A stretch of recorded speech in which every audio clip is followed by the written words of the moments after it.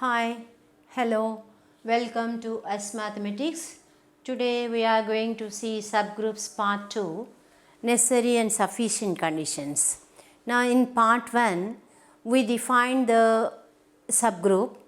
What I said is subgroup is nothing but subgroup is subset plus group. I told like you this. Now what is a group? Group means it is an algebraic structure equipped with binary operator. It should satisfy closure, associative, existence of identity, existence of inverse. Then we will say that it is an algebraic structure is a group. Is it? Now if you take a subset of a group and if itself is becoming a group with respect to the operation of G, then it is said to be a subgroup. That is the definition of subgroup. You have seen the properties of subgroup in the first video. That is the identity of subgroup and the group will be the same. The inverse of the element will be same when it is regarded as the element of G, that is group in a subgroup. That is the element in a subgroup and the group will have the same inverse. Like that we have seen some of the properties of subgroups, and you have also seen the product of complexes. Complex means non-empty subset. How the product of subsets is defined, what is the inverse of subset. Inverse of subsets is associative properties. The product of subsets will satisfy the associative property. That the inverse of the product of subspaces is the product of subspaces in reverse order.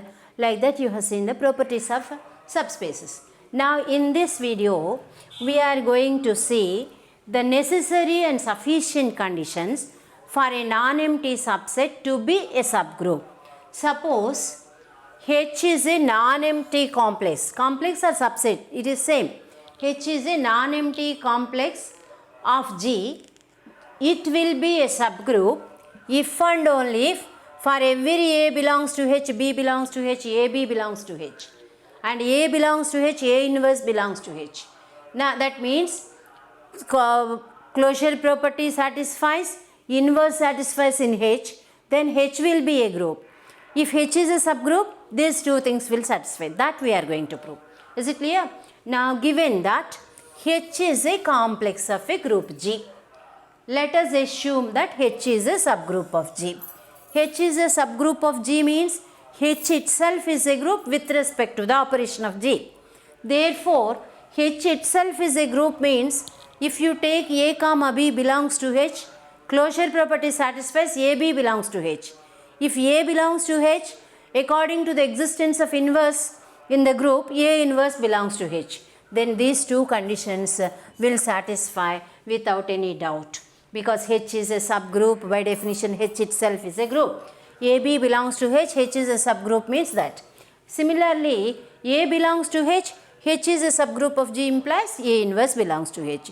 The first part is over.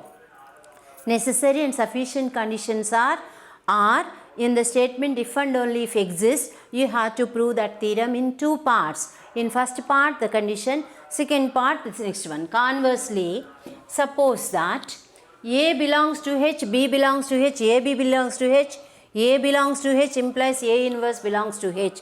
H is a subset of G satisfying with these two properties. Now you have to prove that H is a subgroup of G. H is a subgroup of G means you have to prove that H is a group. In order to say that group, by definition, closure satisfies, associativity satisfies, existence of inverse, existence of identity. See here. Now, closure from the given hypothesis, closure satisfies. AB belongs to H. Is it? A, B, C belongs to H if you take. They are also belongs to G because H is a subset of G. Every element of H will be an element of G. G is a group. Associativity satisfies. Therefore, associativity follows from G. You can write. Associativity in H follows from G. You can write. Or you can write like this. ABC belongs to H. H is the subset of G. Implies ABC belongs to G. G is a group implies A of BC is equal to AB of C. Therefore, associativity follows. Next, A belongs to H, A inverse belongs to H. It is given to you from here. So, A is an element of H, A inverse is an element of H. Therefore, A inverse belongs to H. A inverse from where? From the first property. So, A inverse belongs to H means A inverse belongs to G. But A inverse in G means A inverse is E. Therefore, E belongs to H. Therefore, E is the identity in H. H is. That means you are given hypothesis, closure property satisfies from the first condition. Here you are able to show that associativity satisfies, identity exists from the hypothesis, every element possesses its inverse. Therefore, H is a group. Being a subset of G, it is becoming group. Group plus subset is subgroup. Therefore, H is a subgroup of G. Now, is it clear? The necessary and sufficient condition for a non-empty subset of H to be a subgroup is closure should satisfy, and for every element there exists inverse. If it satisfies, it will be a subgroup. This is the first necessary and sufficient. See the second necessary and sufficient condition. As in the previous case, H is non-empty complex of G. Then the necessary and sufficient condition for H to be a subgroup of G is for every A comma B belongs to H implies AB inverse belongs to H, where B inverse belongs to H, the inverse of B in G. Okay. Now see here. As in the previous case, if this also we will prove in two parts. In first part, we will take H is a subgroup of G. Since H is a subgroup of G, H itself is a group. So for A belongs to H, B belongs to H, H is a group, B inverse belongs to H. That only you have written. B belongs to H, H is a subgroup of G means itself is a group. Therefore, B inverse belongs to H. Now, A belongs to H, B inverse belongs to H is a group, closure satisfies, therefore, AB inverse belongs to H. That means, if H is a subgroup of G, for every A comma B inverse belongs to H, AB inverse belongs to H. Okay? The first part is over. Conversely, suppose that H is a non-empty subset of G with satisfying the conditions AB inverse belongs to H for A comma B belongs to H. Now we prove that H is a subgroup of G. Okay? Now take A comma A belongs to H. A belongs to H, A inverse belongs to H. Now or otherwise A belongs to H by this condition, A inverse belongs to H. Therefore, A inverse belongs to H means they belongs to G. In G, A inverse is E. Therefore, E belongs to H. Therefore, E is the identity of G in H. Okay. Next. Now, E belongs to H, A belongs to H. By the given condition, A inverse belongs to H. That is, A inverse belongs to H. Every element in H has the inverse in H. Okay. Next. See here. A, B belongs to H. Because every inverse is having inverse in H, every element is having inverse, A comma B inverse belongs to H. From the given condition, A into B inverse whole inverse belongs to H. See, in place of B inverse, B, you are having B inverse. So, AB belongs to H. Closure satisfies. You are able to show that existence of identity, existence of inverse and associativity, closure satisfies. All the elements of H are the elements of G. In G, associativity satisfies. Therefore, associativity follows from G in H. Therefore, H is a group. Being a subset, it is a group. Therefore, H is the necessary and sufficient condition for a non-empty subset to be a subgroup. If for A comma B belongs to H, AB inverse should belongs to H. When it is a group with respect to multiplication. If it is a group with respect to addition, then AB inverse will be, for A comma B belongs to H, A minus B belongs to H. Why? Because with respect to addition, inverse of B is minus B. Okay? A minus B belongs to H. This is the second necessary and sufficient condition. Is it clear? Now, see the problem here. Prove that the set of all multiples of 3 is a subgroup of the group of integers under addition. Here, if you recollect, in groups part 4 or part 5, I didn't remember clearly, but we are able to show that the set of all multiples of 3 will form a group in case of Z. Now here you are going to show that it is a subgroup for set of integers. Now 3Z if you take 3n, the set of all 3n. What is Z? Z is the set of integers. Z is set of integers. This is etc. minus 3, minus 2, minus 1, 0, 1, 2, 3 and so on. This is Z. Okay. Now 3n means multiply all the elements of Z with 3. This is 3Z. 3n where n belongs to. Clearly 3Z is non-empty set of Z because 3 into 0, 0 belongs to Z. Suppose A comma B belongs to 3Z. Suppose if you take A comma B belongs to 3Z. That means A is 3m, B is 3n, where m comma n belongs to Z.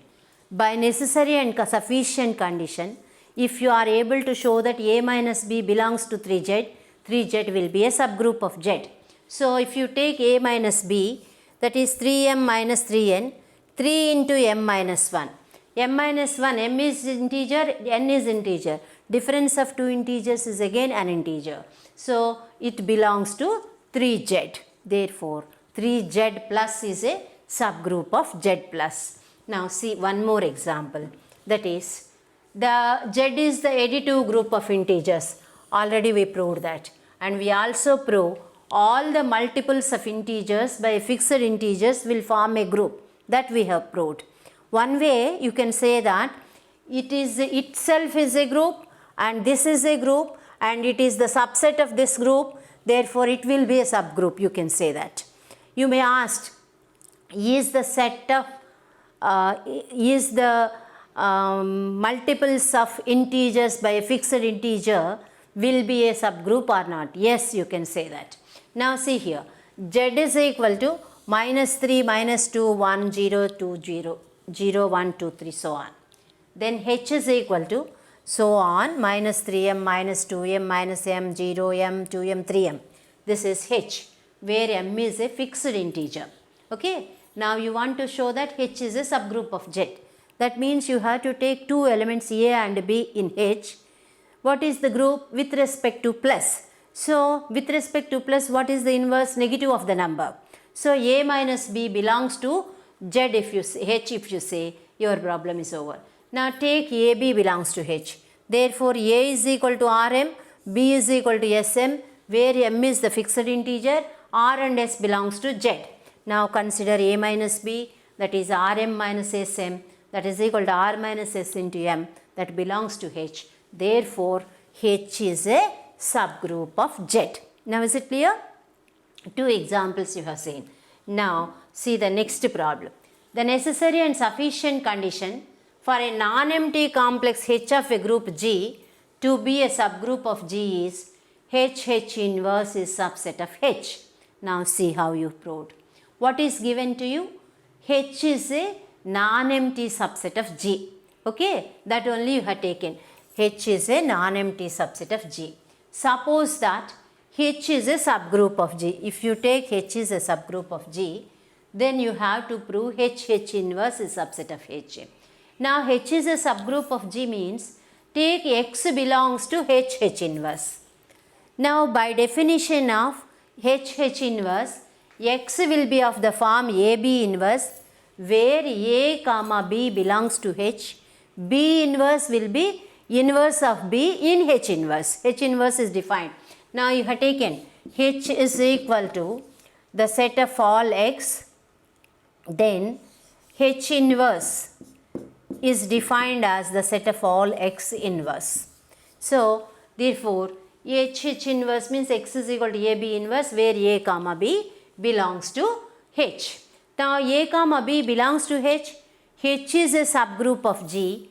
By closure property, AB inverse belongs to H. That is, by x belongs to H. Where you have taken x in H inverse, you are able to show that x belongs to H. Therefore, H inverse is the subset of H.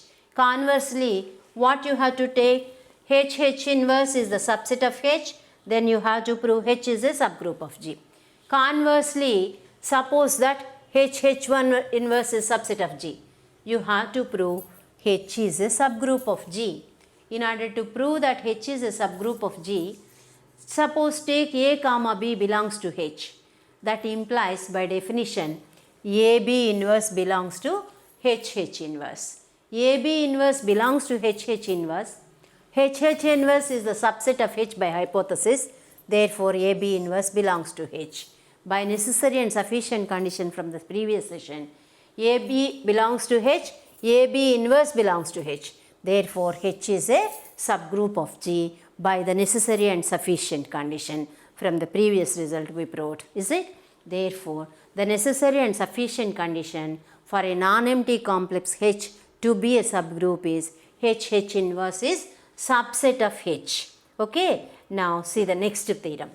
The necessary and sufficient condition for a non-empty subset H of a group G to be a subgroup of G is H inverse is H.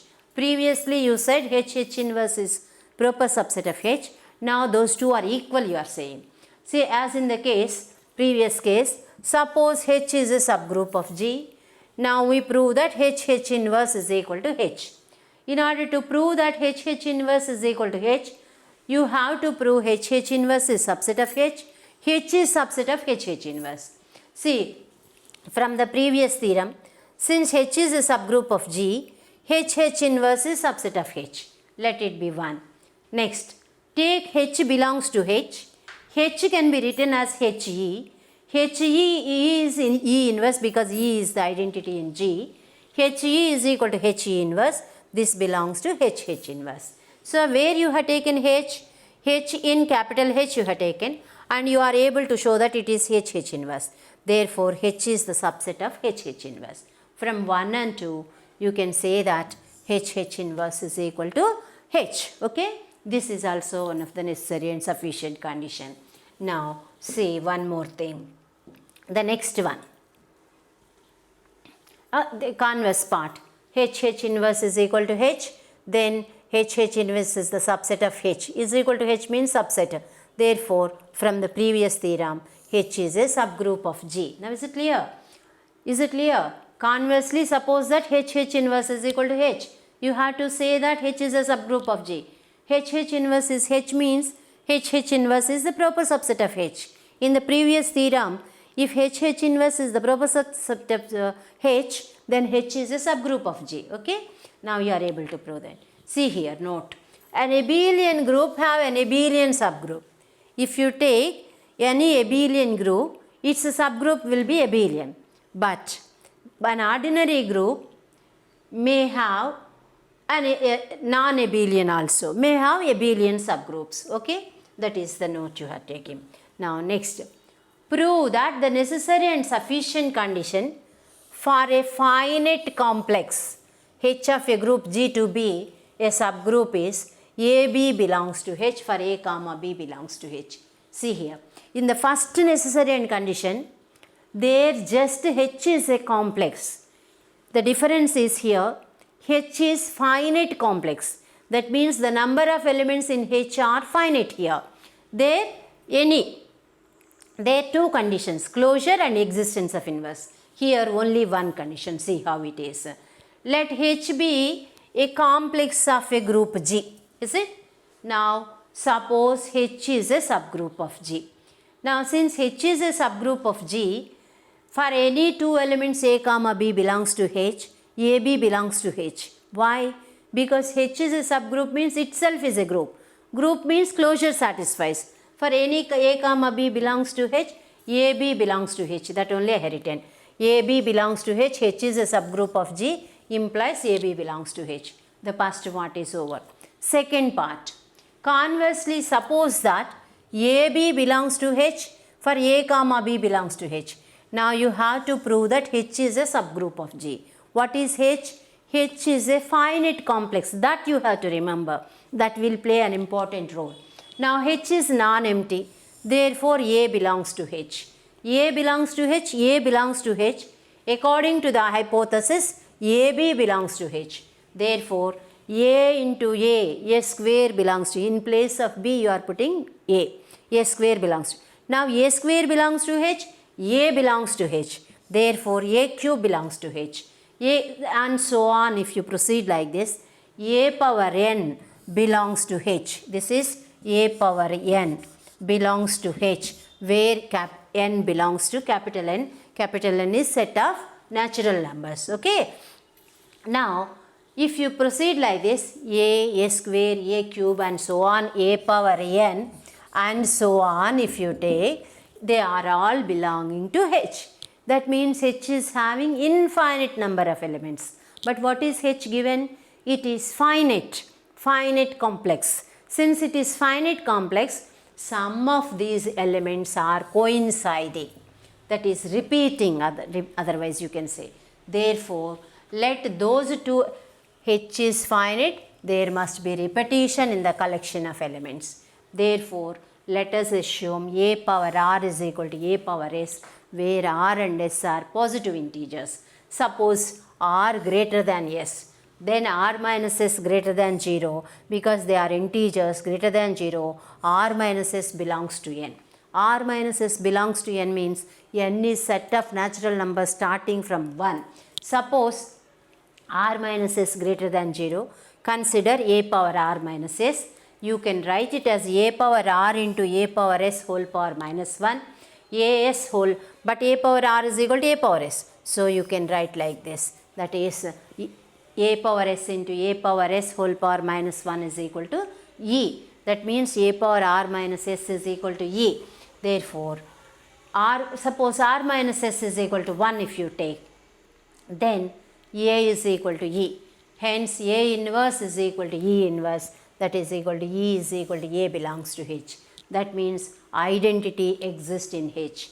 Now R minus S minus 1 greater than 0. That is R minus S minus 1 belongs to N. That is A power R minus S minus 1 belongs to H. But A power R minus S is equal to E implies A into A power R minus S minus 1 is equal to E.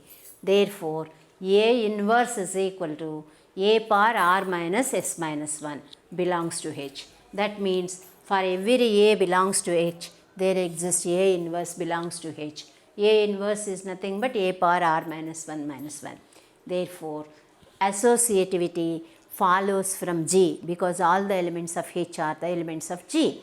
Therefore, associativity follows from the given hypothesis, closure satisfies.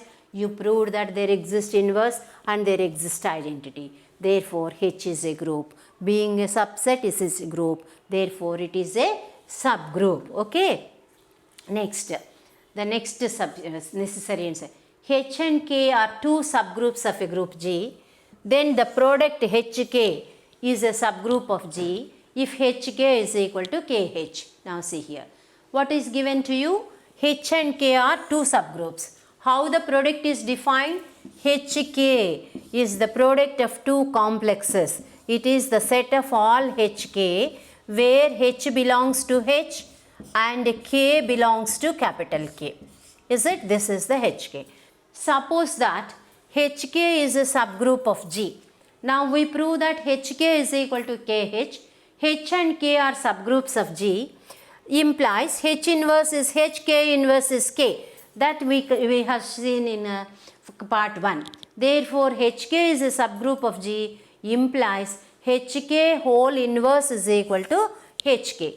But HK is equal to HK whole inverse means HK whole inverse by properties of complexes, this is K inverse H inverse. But K inverse is K, H inverse is K. Therefore, HK is equal to KH. Okay. Now, conversely, suppose that HK is equal to KH.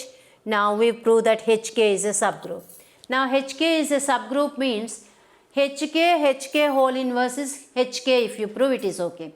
That means HK into HK inverse is equal to HK whole inverse is written as K inverse into H inverse. That you can write it as H into KK inverse into H inverse, because associativity satisfies with respect to the multiplication of complexes you have seen in the first video.